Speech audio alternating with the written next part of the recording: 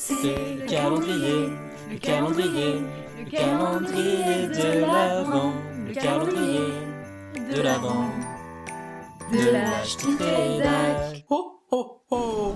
Bonjour à toutes et à tous. Pour cette case numéro 8, je vous donne rendez-vous place Riour, direction le marché de Noël de Lille qui a débuté le 18 novembre. Cette année, les marchés de Noël n'échappent pas à la sobriété énergétique. Dans plusieurs communes, les mairies ont mis en place des mesures exceptionnelles pour réduire au maximum la consommation d'électricité. À Lille, les illuminations brilleront donc pendant 4 semaines et non plus 7.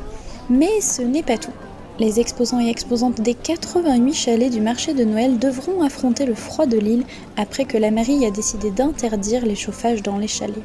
La raison principale, la loi climat qui depuis le 31 mars 2022 interdit de chauffer les espaces extérieurs. Stéphane, qui est sur le marché depuis 11 ans, comme plusieurs autres commerçants, ne comprend pas cette mesure. Pour moi, c'est un peu une aberration. Concrètement, on a froid, c'est vraiment un problème. On s'est toujours chauffé, on n'a jamais abusé. On est quand même, ça fait partie de nos conditions de travail. On n'est pas complètement en extérieur, mais on ne bouge pas non plus.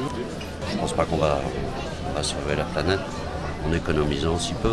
On pourrait s'occuper d'éteindre les enseignes de la ville. Il y a tellement de choses auxquelles on pourrait s'attacher. Rénover les immeubles qui ne sont pas du tout isolés, ça c'est des choses concrètes.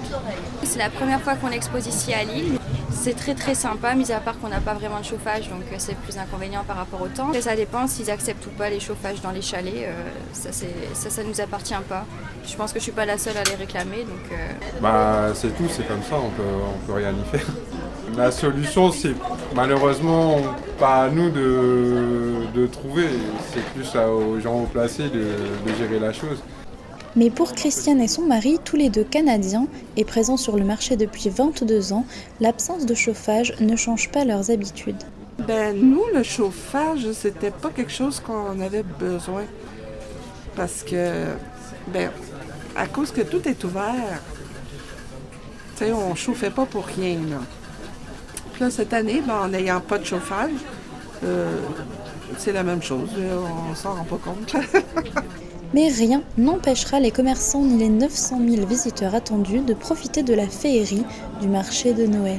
Vous avez encore quelques jours pour y faire un tour puisque le marché fermera ses portes le 30 décembre. Je vous donne rendez-vous demain pour la prochaine case du calendrier de l'Avent de la Ch'ti-Trédac.